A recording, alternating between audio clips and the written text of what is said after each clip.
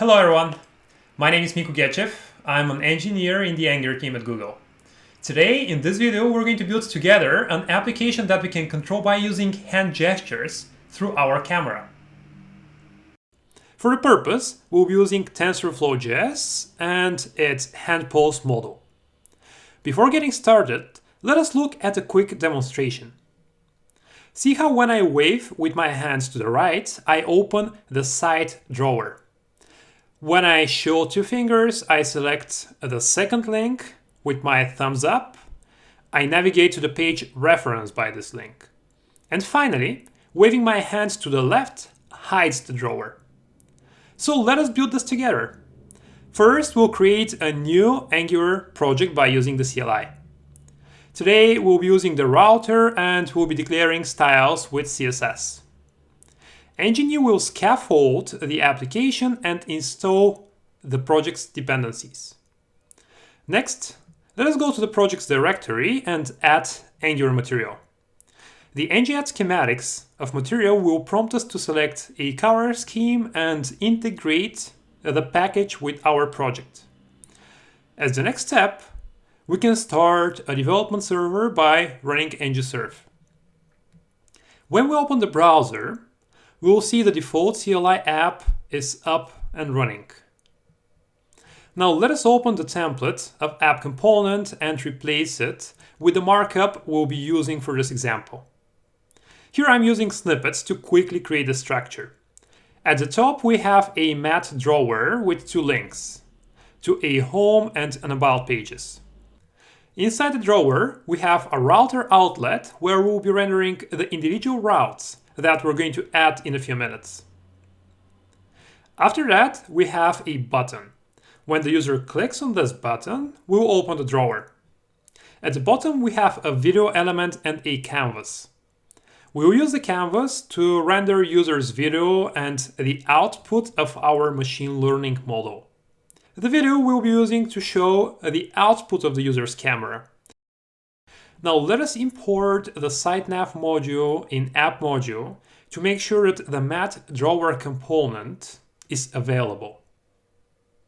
Notice that the app components template we've bound to a few missing properties. Let us add the missing properties to the app components controller. First, we will declare a stream property of type mediaStream. After that, we will declare two observables, opened and selected. Next, we will go to the app component styles and quickly improve the design of the app. Opening the browser, we can preview the changes. See how clicking on the button opens the left drawer. Well, now we're missing the two routes, home and about. The Angular CLI offers a command that lets us declare them as lazy loaded routes. We're going to first go to the terminal and now run ng generate module about with route about and app module as its parent module. We'll do the exact same thing for the home route. Here we have the two components that we just generated. If we now go to the browser, we'll be able to navigate to the routes and see the rendered templates that are associated with the corresponding components. Let us now go to the app routing module and declare a redirect route to the home path. We will be redirecting the user to the home path when they open the application for the first time without having a path specified. As the next step, we can add content to the about component. To make the content more visually appealing, we're also going to add a few styles. In the home component, let us show an image with the Nyan cat. All right. So now when we navigate between the two routes, we're going to see the rendered templates that we just created. Cool, now it's time for the very fun part. We'll be using TensorFlow.js for our machine learning model. For the purpose, we'll first need to install a couple of packages. TensorFlow modules, hand pose, TensorFlow core, a converter, and the WebGL backend for TensorFlow. When the module's installation is complete, we can restart the dev server of the Angular CLI. After that, let us open VS Code and define the service which will encapsulate all the machine learning logic. We'll call it hand gesture service. I've prepared a snippet for here as well, but we're going to go through the few main areas of this implementation. See how we first declare the class as a tree-shakeable provider. This way we can inject this logic in the app component. Notice that we also have two properties here.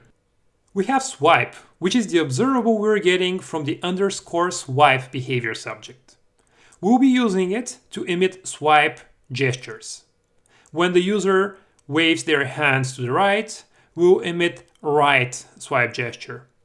When they wave their hands to the left, we'll emit a left swipe gesture. We have the same set of behavior subject and an observable for hand gestures. When the user shows one finger to their camera, we'll emit 1. When they show 2 fingers, we'll emit 2. And finally, when they show a thumbs up, we'll emit OK. We also have a getter for the media stream we are receiving from the user's camera. Next, we have an initialize method, which accepts a canvas that we will use to render the output from the camera and the ML model and also a video element. In the initialize method, we get the user media and after that load the machine learning model.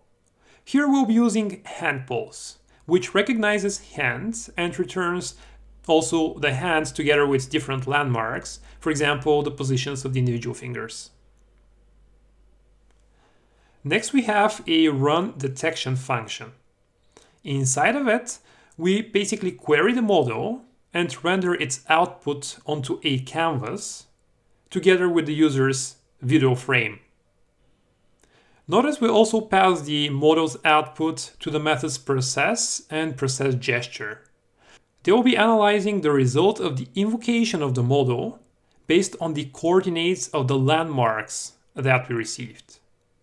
After that, if they recognize a swipe, for example, a hand wave, or any of the gestures such as 1, 2 fingers, or thumbs up, they're just going to emit events via the observables that we declared above.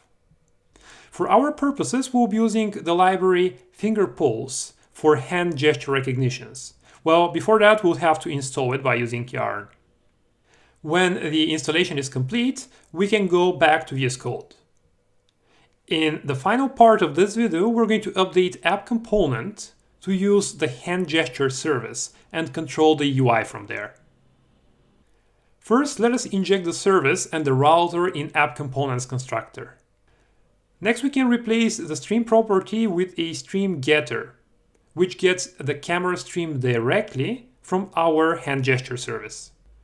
We also need to get references to a few elements. We need to get a reference to the video, to the canvas, and to the 2 links associated with the home and about pages that are in the actual drawer.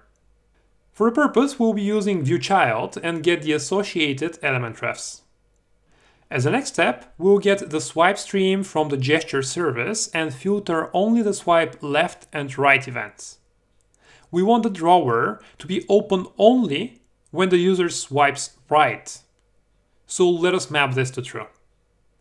Next, we want to do the same thing for selection. First, we'll filter only the 1 and 2 finger gestures. After that, map the 1 finger gesture to the home page since it is the actual first link in the drawer. And 2 finger gesture, we're going to map to the about page, which is the second link there. Now let us initialize the model. Since it uses the canvas and the video elements from the template, we need to make sure that these elements exist. So for initialization of the model, we're going to use the ngAfter viewInit lifecycle hook of the app component. Well, now let's open the browser and see what we have. See how when I wave my hand to the right, I open the drawer. And when I wave it to the left, I close it. How cool is that? The only functionality left is to navigate across the application by using the 1, 2 finger gesture and thumbs up. In the constructor of the component, we want to handle the thumbs up which is the OK gesture.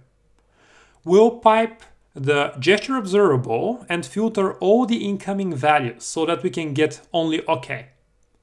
Once we get an OK gesture, we would want to get the latest value from the selection observable, which could be either home or about. We'll subscribe to the result and navigate to the corresponding selected page. Finally, let us preview the result. We can wave with a hand to the right to open the drawer just like we were able to do before.